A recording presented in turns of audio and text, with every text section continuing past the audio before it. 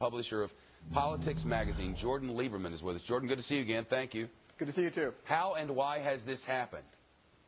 Well, voters in Massachusetts are angry. They have a history, of course, of bucking national trends. And despite the fact that this is Massachusetts, we have to remember that they've elected Governor Weld, Governor Romney. Massachusetts voters are perfectly capable of electing a Republican, and this just may be the case. Is it fair to say that maybe, as is the case across the nation, that in Massachusetts, the people, that some on the right are much more organized and fired up now than people on the left? And could you explain that to us? Sure. Well, we saw that with the off-year elections in New Jersey and Virginia, of course, last fall, where the Republican base got no larger, except that they were more fired up. Turnout among Democrats was way down in 2009 compared to 2008, and that looks to be the case in Massachusetts in early 2010.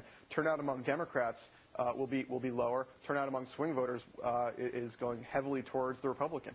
You got to wonder if people on the left didn't expect a more left-leaning president, and if now they're a little bit, I don't know, disappointed. That's what you read on their blogs. Well, yeah, I mean, in many cases, Barack Obama is not the ultra-liberal that many people wanted.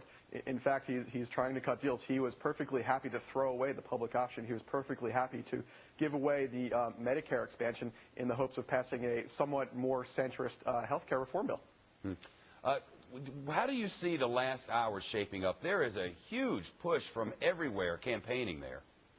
What's fascinating is that the RNC, the NRSC, the National Republican, the kind of the Beltway Republicans, are really hands-off here. Certainly, there's lots of people from around the country going to help out Scott Brown, but the fact is that the central headquarters here in Washington is really publicly at least taking a really hands-off approach. Any money that's flowing is going so quietly. They know that the best thing they can do is to have no active role in this campaign. Why do you say that? Well, again, despite the fact that Scott Brown could do very well and, Republicans can win in Massachusetts, the last thing Massachusetts Republicans want is kind of the National Republican Party coming into this race. It's really a local issue here. So the issues which have galvanized Republicans nationally, pushback from the president, the sort of Tea Party organizing crowd, you're saying that that's not a big influence there. This is more an anti than a for, or what?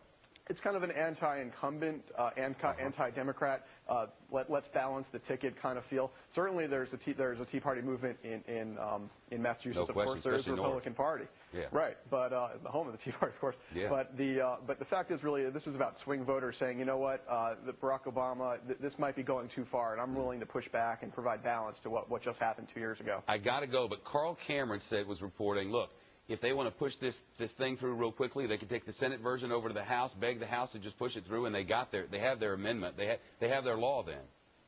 Right. If the Republican is elected in Massachusetts, all eyes will be turned on Nancy Pelosi. If she is willing to lead Democrats towards the Senate version, this could pass. If she's willing to fight, this could get real messy.